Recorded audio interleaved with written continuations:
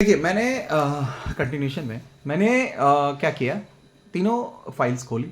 तीनों फाइल्स पे जो चेक्स हैं उस पर नज़र गई मेरी। सबसे पहले आप भी सबसे पहले चेक्स देखें। राइट, ठीक है, एक मिनट होल्ड करें।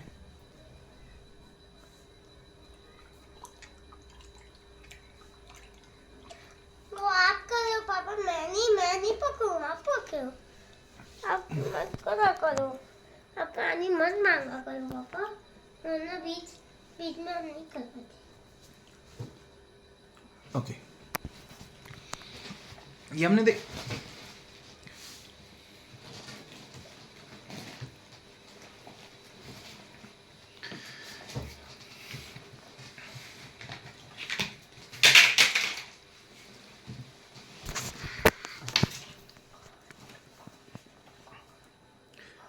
ये हमने देखा कि तीनों चेक्स में जो में से एक चेक में ऊपर में जो डेट थी, वो डेट पे काउंटर कटिंग थी।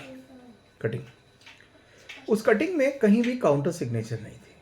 अब आप बताइए, नेगोशिएबल इंस्ट्रूमेंट एक्ट की 138 सेक्शन जो कहती है, चेक अगर लीगली इन्फोर्सेबल है, राइट, वो डेप्ट लीगली इन्फोर्सेबल है, इंस्ट्रूमेंट क्या, वो चेक, उस चेक का बाउंस होना में ये मान लिया जाता है कि आपकी देने की मर्जी नहीं थी। नोटिस दिया गया, नोटिस के बाद भी आपने पैसे नहीं दिए, तो कोर्ट में उस पैसे की वसूली के लिए, ऋण अदायगी के लिए आपने केस लगाया।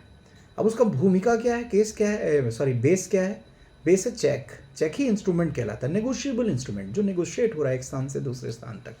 करेक्ट। अब वो इंस्ट्रूमेंट ही फर्जी है।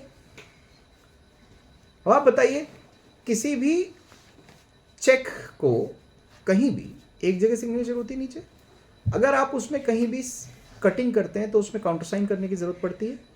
That is called endorsement. What is it called?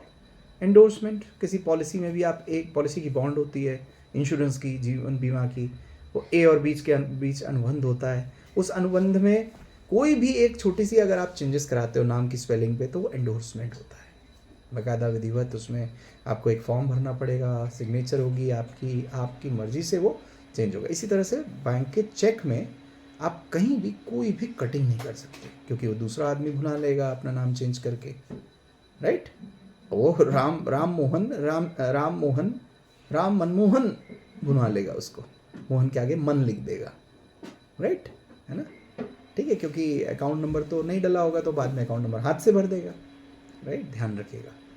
तो आपने अकाउंट नंबर तो डाला नहीं था चेक पे, ठीक है, आपने सिर्फ जो है नाम डाला था, उन्होंने नाम अपने से डाल दिया था। करेक्ट। और साइन भी मैंने सबसे पहले बताया आपको कि ऊपर में जो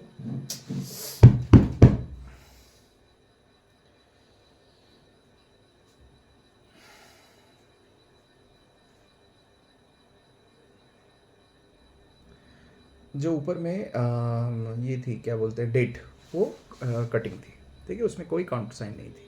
सबसे पहले देखिए साहब, ये चेक ही गलत है। राइट, ये चेक ही गलत है, और इस पर ओवर राइटिंग करके महीना चेंज इसीलिए किया गया है क्योंकि इस पहले इन्होंने जो डेट लिख दी थी, उस डेट की 3 महीने की मियाद में इन्होंने चेक प्रेजेंट नहीं किया, और चेक को बाद में प्रेजेंट किया गया 3 महीने के बाद। तो 3 महीने की मियाद के बाद वो चेक जो है प्रेजेंट नहीं हो पाता, और उस कारण से जो है इन्होंने चेक पे ओवर राइटिंग की।